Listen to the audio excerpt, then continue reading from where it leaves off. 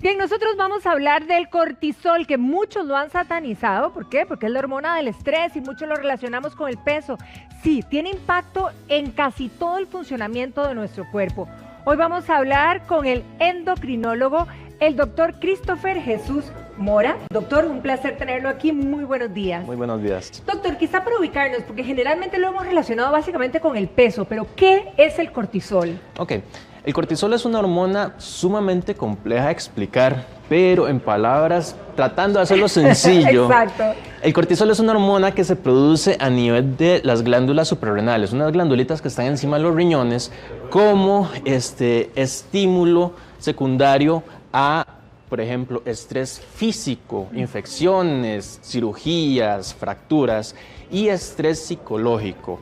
Entonces, su función principal es ayudarnos a sobrevivir este tipo de estrés. Nos ayuda con el control del azúcar, con el control de la presión arterial. Entonces, es una hormona sumamente importante sin la cual nosotros no vivimos. O sea que también es muy positiva para nuestro cuerpo, Claro. no solamente, ¿verdad? Ahora, ¿qué es lo que hace? ¿Qué es lo que hace el cortisol cuando, por ejemplo, hablamos de niveles altos? Ok, cuando nosotros hablamos de niveles altos de cortisol, si es un estrés físico o psicológico constante, crónico, nos puede llevar a producir elevaciones de la presión arterial, elevaciones del azúcar, nos puede llevar a desarrollar enfermedades que pueden ser contraproducentes para nosotros. Entonces, lo ideal es tenerlo dentro de un nivel normal. Dichosamente, es raro que se mantenga el cortisol alto de manera crónica, pero sí es algo que hay que evaluar de vez en cuando en algunos pacientes. Ahora, sí es raro que se convierta en algo crónico, digamos, en esos niveles altos, pero ¿qué órganos del cuerpo podrían afectarlo si no tenemos un control adecuado? Ok, si nosotros no tenemos un control adecuado, podemos llegar a desarrollar diabetes, podemos llegar a desarrollar osteoporosis, Híjole. podemos llegar a desarrollar depresión, ansiedad, en casos muy raros, estados psicóticos. Esto es algo, ya estamos hablando de lo más raro. Podemos llegar a desarrollar problemas en piel, podemos llegar a desarrollar algunas infecciones recurrentes. Entonces, son muchas áreas en las que puede verse afectado el cuerpo si no tenemos un nivel adecuado de cortisol.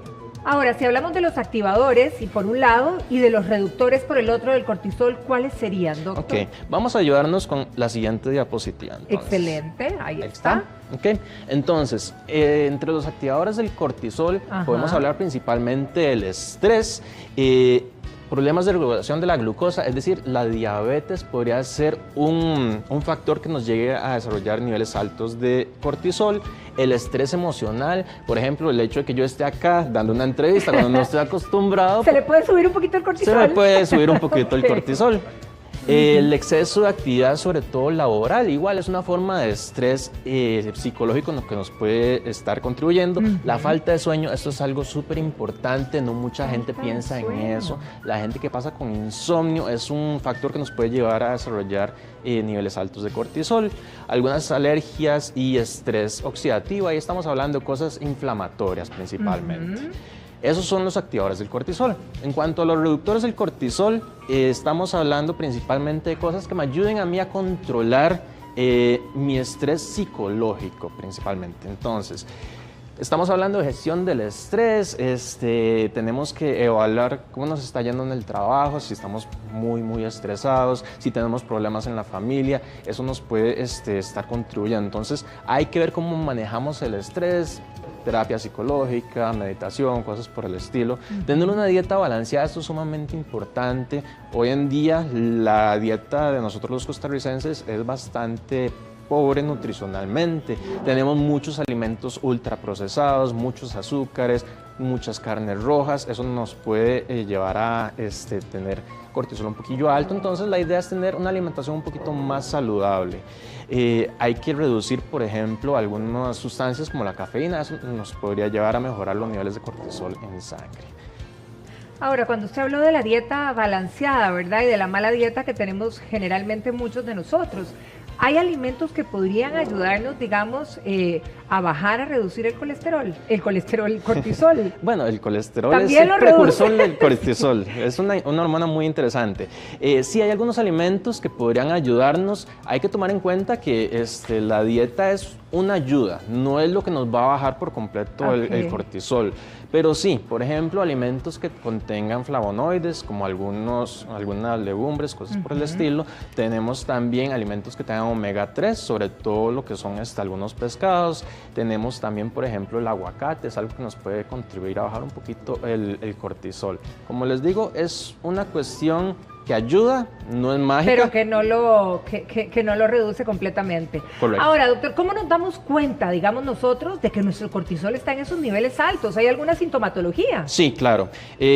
Primero hay que hacer una distinción entre lo que es el síndrome de Cushing, que es una cuestión en la que el cuerpo mismo está produciendo exceso de cortisol sin tener en cuenta todos esos activadores. Que lo estemos activando nosotros. Exacto, digamos. ya esto es propiamente porque el cuerpo tiene una enfermedad que produce exceso de cortisol. Entonces, son personas que aumentan mucho de peso, desarrollan problemas marcados de azúcar, desarrollan hipertensión arterial, pueden desarrollar osteoporosis, usted las ve y tienen estrías de color morado en la pancita o en los brazos, se les pueden hacer moretones de aparición espontánea sin ningún golpe ni nada por el estilo, infecciones a repetición.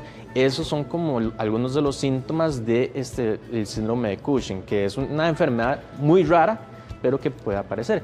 Y en aquellas personas en las que sí tenemos como los activadores altos, externos, lo que principalmente pueden tener son niveles de depresión y ansiedad, por ejemplo, y pueden tener dificultad para perder peso.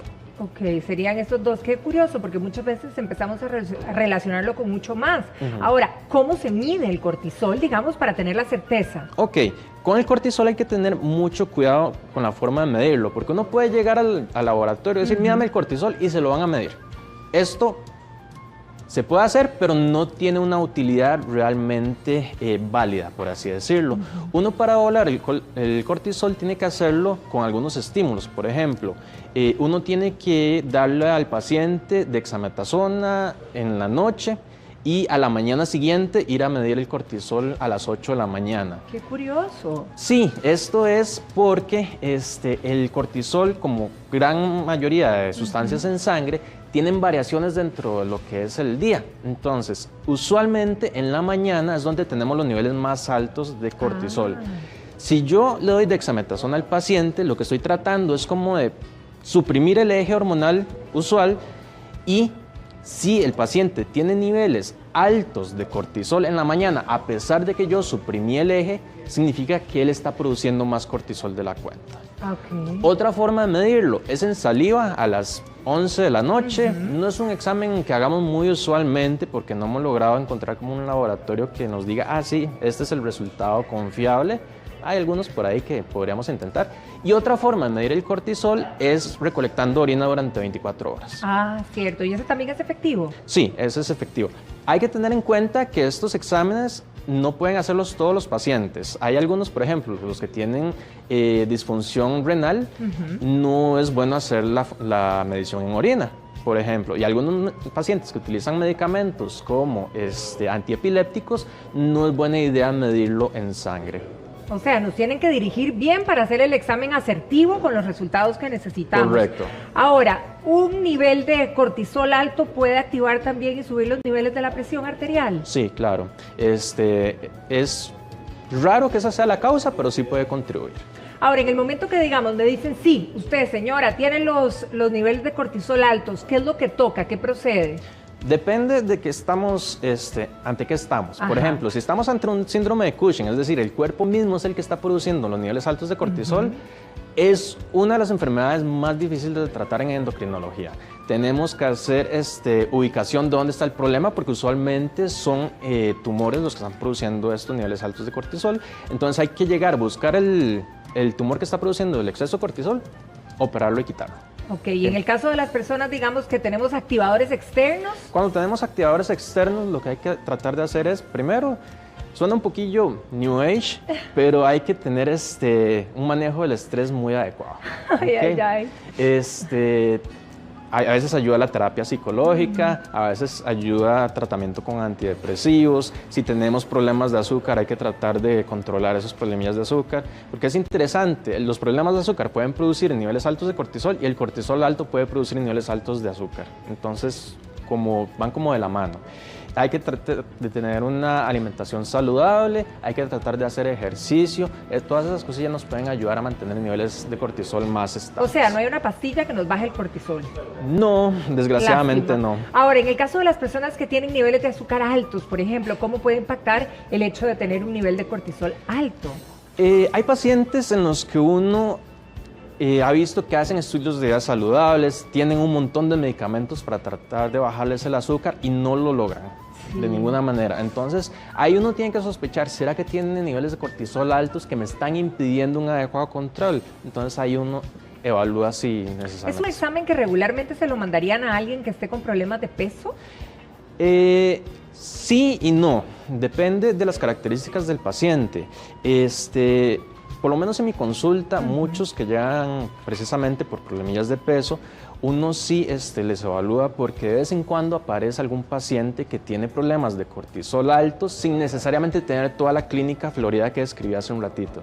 A veces aparece alguno que el único problema que tiene es que se le dificulta bajar de peso y resulta que tenía el cortisol alto. Ahora, ¿qué tan cierto o qué tan mito, verdad, es que le llaman a esa pancita que nos sale debajo del ombligo, verdad? Que mucha gente incluso le llama la panza de cortisol. ¿Puede ser un síntoma o algo que te llame, verdad, la atención? Sí, claro, puede ser un síntoma, sin embargo, es muy raro que realmente esa sea la causa.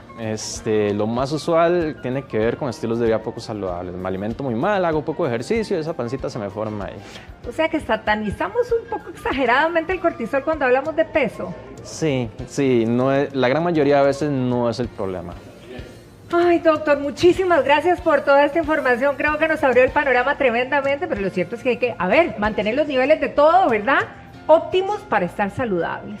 Doctor, muchísimas gracias. Muchísimo gusto. Que pase un feliz día, doctor.